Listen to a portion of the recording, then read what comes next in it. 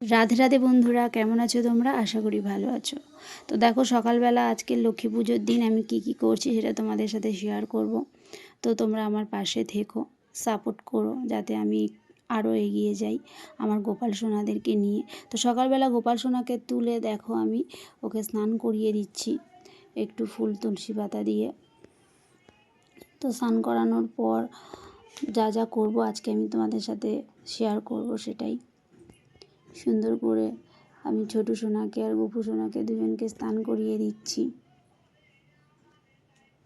তো লক্ষ্মী পুজোর দিন আজকে সকাল সকাল তোমরা কি করছো সেটাও অবশ্যই কমেন্ট করো, আর আমি কি করছি সেটা তোমাদেরকে দেখাবো।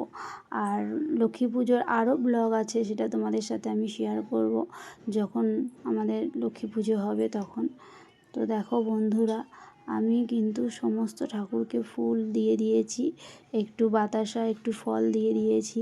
তো এত কিছু তোমাদেরকে দেখালাম না ফুল দিয়ে সাজানোর সময়। শিব ঠাকুরকে স্নান করিয়ে তাকে তার পছন্দের ফুল দিয়ে সাজিয়ে দিয়েছি। তো দেখো, এটা হচ্ছে আমাদের গুরু মা, যাকে আমরা সিংহাসনেই পুজো করি বসিয়ে। আর এই লোকনাথ বাবাই হচ্ছে আমার সন্তোষী মা। তো সব ঠাকুরকে কিভাবে ফুল দিয়ে সাজালাম, পুজো করলাম সেটা তোমাদের সাথে আজকে শেয়ার করলাম। ব্লগটা অনেক বড় হয়ে যাবে, তার জন্য আমি সাজিয়ে গুছিয়ে নিয়ে তোমাদের সাথে শেয়ার করলাম। এখন একটু ধূপ একটু প্রদীপ দিয়ে আরতি করে নেব।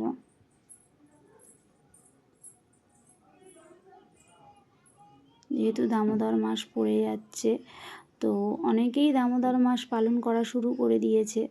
তো আমরা এখনও শুরু করিনি, লক্ষ্মী পুজোর পর থেকে শুরু করব। তো তাই আজকের একটুখানি সব ঠাকুরকে একটু দীপ দেখিয়ে দিলাম। তোমরাও সবাই কিন্তু দামোদর মাসে ভগবানের চরণে, ভগবানের পুরো অঙ্গে তোমরা দীপদান করো।